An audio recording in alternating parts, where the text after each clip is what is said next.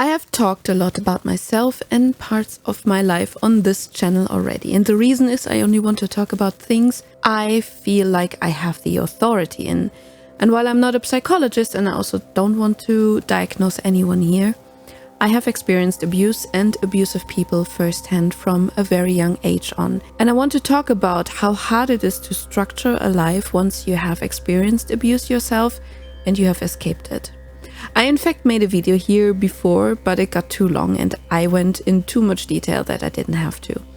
Giving an abuser less space and provide more space to the actual message was the reason I reworked this video completely. Being a millennial, and I don't really like categorizing people into generational brackets, but I think in this context it's important because, well, being a millennial, I grew up in a time that was quite different from what the time is now. And I know this is a very cliche statement, but realistically, I was part of the last generation to grow up without internet. Growing up, I did not have the language for my childhood because I know strict parenting and the constant low humming anxiety of needing to be invisible to stay out of trouble. It wasn't until I was an adult facing a new set of horrendous circumstances that I could finally see it.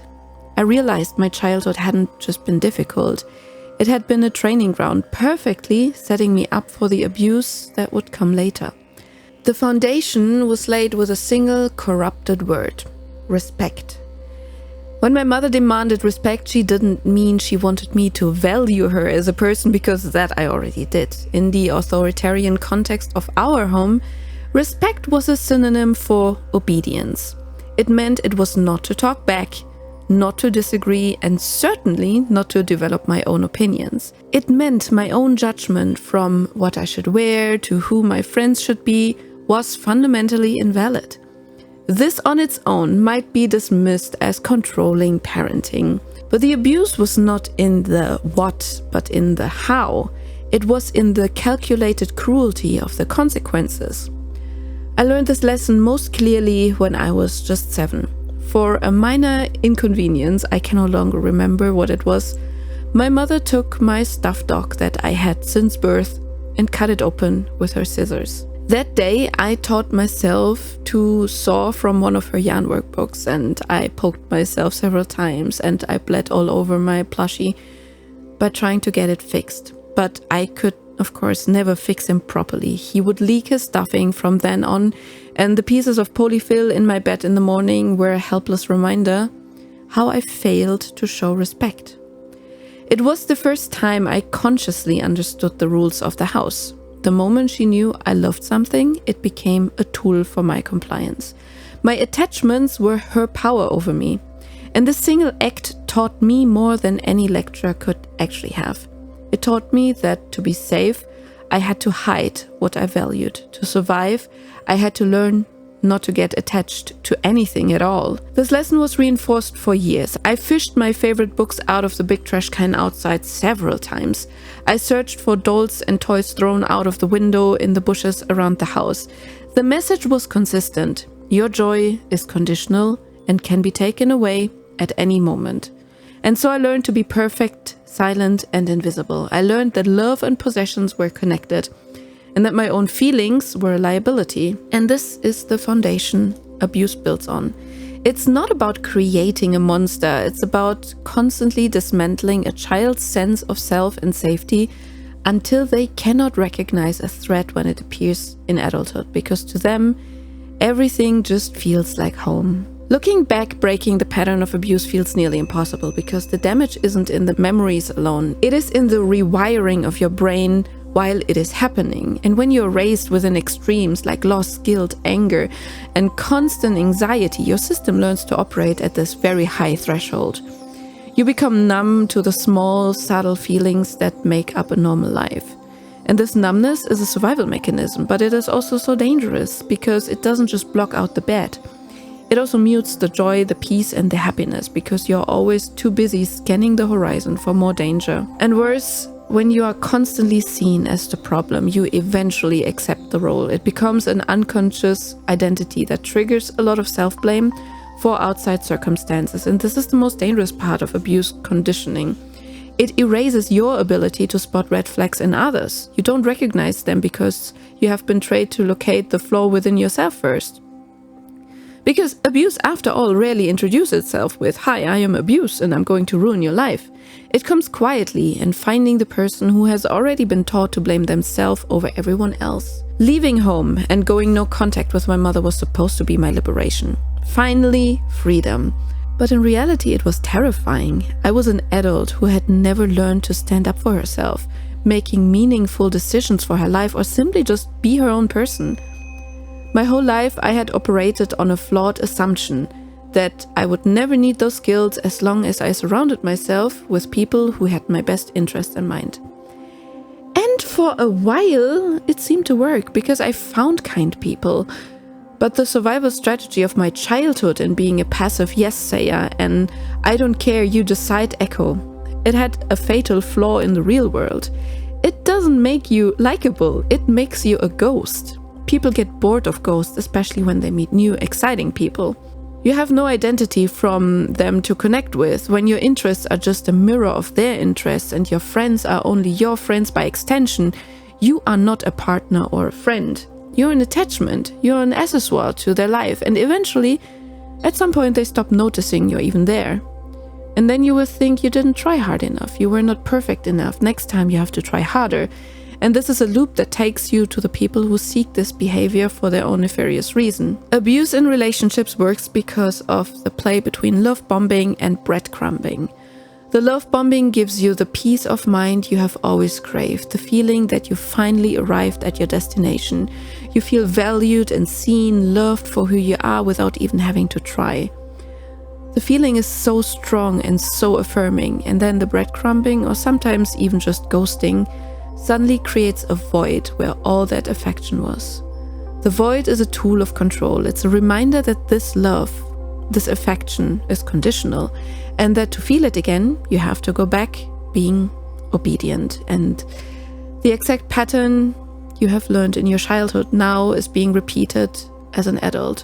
And the methods are just the adult version of the old ones. Instead of cutting up your favorite plushie, they just don't answer your text. And instead of taking away your things, they just don't return an "I love you" after weeks of declaring their love for you. The point is to break any comfort you find, to constantly remind you that this feeling can be taken away in seconds. And this withdrawal of affection happens so flawlessly, so believable. You start beating yourself up for it. You search for what you did wrong, convinced the fault must be yours. And this is just the way it starts. It's just like with the childhood situations. Some could say, "Come on, you're overreacting. Not answering a text is no big deal." But it isn't about the single action. It's about the sudden contrast in behavior. And like I said, this is just the beginning. The abuse turns more and more extreme if these methods stop working, or if the abuser fears you might get out of their influence. The next step is often isolation, a direct copy of your childhood. They start talking negatively about your family and friends, just like a controlling parent might have dictated who you could be friends with or not. The goal is to shrink your world until you feel like you can't trust anyone but them. But it doesn't stop there. It can end up with outright punishment. My ex, for example, sold my books to finance his own hobbies without asking me. And when I found out, he talked about it just being fair that we share what we have, while his own belongings, of course, were off limits. And how far it can get? Well, as far as you can imagine. And why does it get that far? Because the abuser is never acting alone. They have an unknown accomplice, a society that still blames the victim of the abuse for the abuse. The quick excuse like, come on, if she didn't like it, she should have simply left. And that is more than an opinion. It is the justification people use to grant themselves permission to look away. And at the same time make it sound like it's moral reasoning.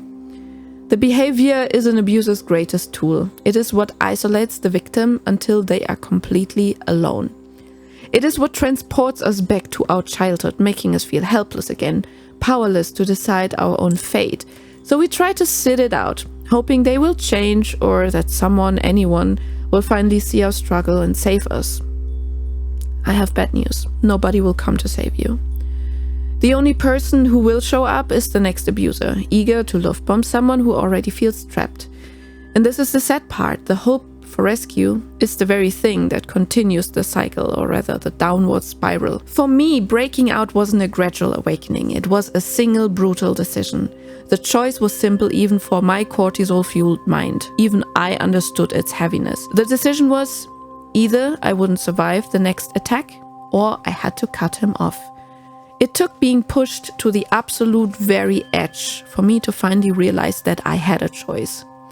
And for the first time in my life, I chose myself. And later in therapy, we reframed that moment that it wasn't the day I almost lost my life, it was the day I survived.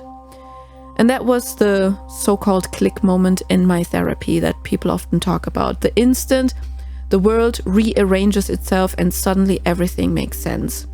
In that moment, I stopped being the person that was acted upon and I became the person who acted. It was the most empowering feeling of my life. But that moment was not the happy ending of the story, it was the prologue. Healing is neither fast nor is it linear. It is painful precisely because the thing you're healing from, toxic human interactions, they don't vanish from the world. You have to navigate potential harmful situations while you are at your most vulnerable, while healing. Your brain, wired to seek the familiar comfort of those unhealthy connections, must be retrained. You have to learn to see the difference between someone who love bombs you and someone who actually likes you. The first will lose interest the moment you aren't so easily convinced, and the second will put the effort in to understand you. You have to overcome the lifelong need to be perfect. You have to accept the radical thought, and that was hard for me, that your flawed self can be a great addition to someone else's life and not a burden. You have to finally unwire the belief that your worth is tied to your usefulness. It will take years. I have always thought healing meant I had to be perfectly fine before I could let people into my life again, but I learned that the right people aren't afraid to accompany others on their healing journey. In fact, healing together can form stronger bonds than meeting after all the work is done. So yes, it is absolutely normal to be on edge during that time. It is normal to be suspicious and to not trust your own gut for a while. There's no easy fix to this, and rewiring your brain to unlearn toxic patterns is so much harder than it was to learn them in the first place, and that is the most unfair thing about the whole situation. But it is possible, and life gets so much better than it was before. And my story is not just my own. It is the story of a pattern that is built in childhood, exploited in adulthood, and enabled by a silent society. If there is anything to take away from this, it is these three things. First, to those who raise children, it all begins here. The foundation of a lifetime of abuse is laid the moment a child learns that love is conditional and respect means obedience. We must teach children their worth is not something that needs to be earned through perfection. Teach them that their feelings are valid, even when they're inconvenient. Teach them that no is a complete sentence and that their personal boundaries are not a sign of disrespect. Give them the internal compass they need, because you cannot follow them through their lives to protect them. The best protection you can give them is a core of self-worth that is so solid that no one can dismantle it later. Second, to those who witness abuse. The excuse that if they didn't like it, they could simply leave is the permission abusers count on. It is the silence that builds the walls of the victim's prison. So you must speak up. You don't have to be a savior, in fact, you shouldn't be. But you can be a crack of light under the door. It can be a quiet question like, are you okay? The way they spoke to you didn't feel right. It can be a simple validation like, no, you are not overreacting. You are not there to rescue them. You are there to remind them that they are not crazy and that the reality is real and that a world exists outside of the one their abuser has built for them. That reminder can be the seed of their own escape. Let them know there is a safe haven if they need to get out. Just knowing there is an option can be so empowering. And finally, if this story is your story, I know how it feels. The belief that you cannot survive without them is the most powerful part of their trap. But it is a lie. It is a lie your childhood taught you, and it is a lie your partner reinforces every single day. You were a whole person before them, and you are a whole person now. You're surrounded by layers of fear and self-doubt. You do not have to have a perfect grand escape plan right now.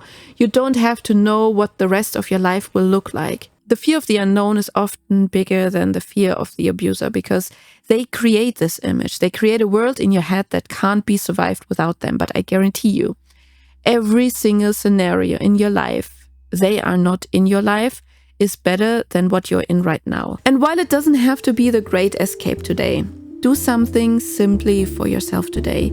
Choose yourself today with a single small thing. You will see you're worth it.